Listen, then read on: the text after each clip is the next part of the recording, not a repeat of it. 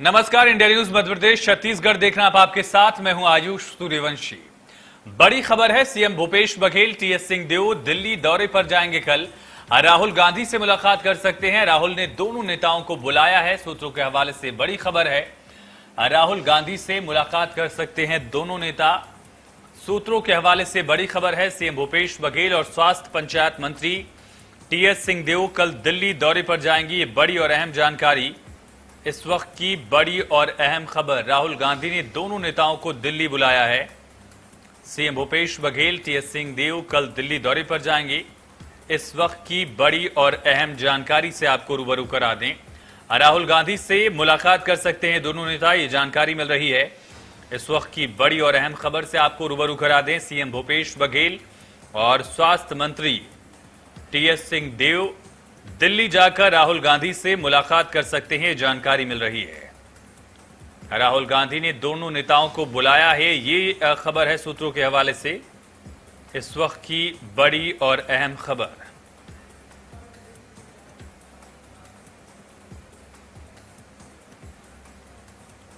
CM Bhupesh Baghel TS Singhdeo का कल दिल्ली दौरा होना है। राहुल गांधी से मुलाकात कर सकते हैं दोनों नेता, बड़ी और अहम खबर।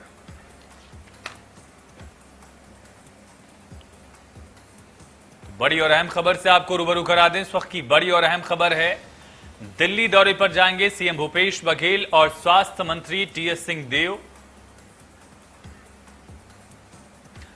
अपडेट के साथ, ज्यादा जानकारी के साथ हमारे संवाददाता अमित चौरसिया लाइव कनेक्ट हो चुके हैं हमारे साथ। अमित, ये दौरा किस लिहाज से अहम माना जा रहा है और इस दौरे को लेकर और क्या जानकारी है? आखिर दौरे का मकसद क्या है?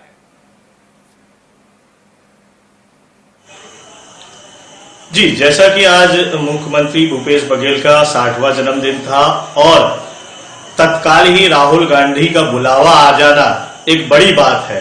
और इसे लेकर जहां पर तक टीएस सिंहदेव की बात है, टीएस सिंहदेव स्वास्थ्य मंत्री जो रहे हैं, वो इस समय पिछले 15 दिनों से दिल्ली में थे और उसके बाद स्वाधीनता दिवस के कार्यक्रम में आने के बाद, यहां शामिल होने के बाद अंबिकापुर के कार्यक्रम में वह फिर पुनः दिल्ली चले गए। बीच में अभी भोपाल के समाचार मिले हैं और इस समय वो दिल्ली पहुंच चुके हैं। 2 बजे की फ्लाइट थी उनकी भोपाल से और वो दिल्ली पहुंच चुके हैं टीएस सिंहदेव। और जहां तक बात है मुख्यमंत्री भूपेश बघेल की, तो वो अभी 8 बजे इस समय एयरपोर्ट पर हैं और वहां से वह 8 बजे की फ्लाइट पकड़कर 9:30 बजे दिल्ली लैंड करेंगे। और साथ ही ये मैं बताना चाहूंगा कि कहीं ना कहीं कुछ तो है, क्योंकि टीएस सिंहदेव का इस तरीके से 15 दिनों तक दिल्ली में डेरा डालना, हाईकमान से मिलने की कोशिश करना और कई तरह की चीजें हवाओं में तैर रही। लेकिन अभी चूंकि इसमें कुछ कहा नहीं जा सकता है कि दोनों ही नेताओं को राहुल गांधी का जो बुलावा आया है वो किस लिए आया है, इसे लेकर अभी पसोपेश असमंजस की स्थिति बनी हुई है। हालांकि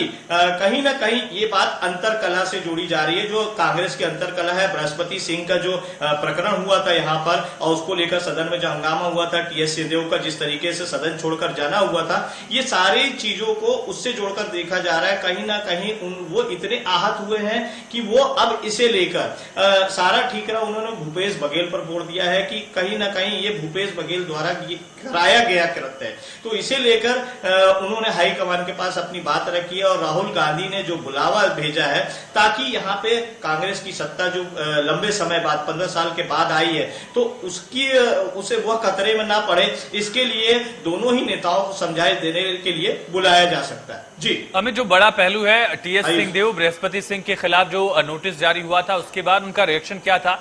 क्या तब से लेकर अब तक उनके मन में जो बातें चल रही थी वो अभी भी बनी हुई थी? ऐसे कयास तो लग रहे हैं।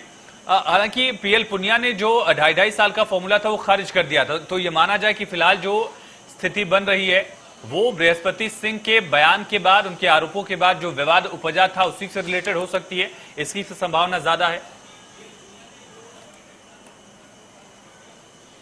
बिल्कुल, संभावना तो यही जताई जा रही है कि कहीं ना कहीं टीएस सिंहदेव काफी भावुक हैं वो आहत हुए थे, उनके जिस तरीके से उनके परिवार के ऊपर उनके ऊपर आरोप लगे थे कि वो हत्या कराना चाहते हैं, तो एक बहुत बड़ा आरोप बृहस्पति सिंह ने एक कैबिनेट मिनिस्टर पर लगाया था और अपनी ही सरकार के मिनिस्टर पर लगाया था।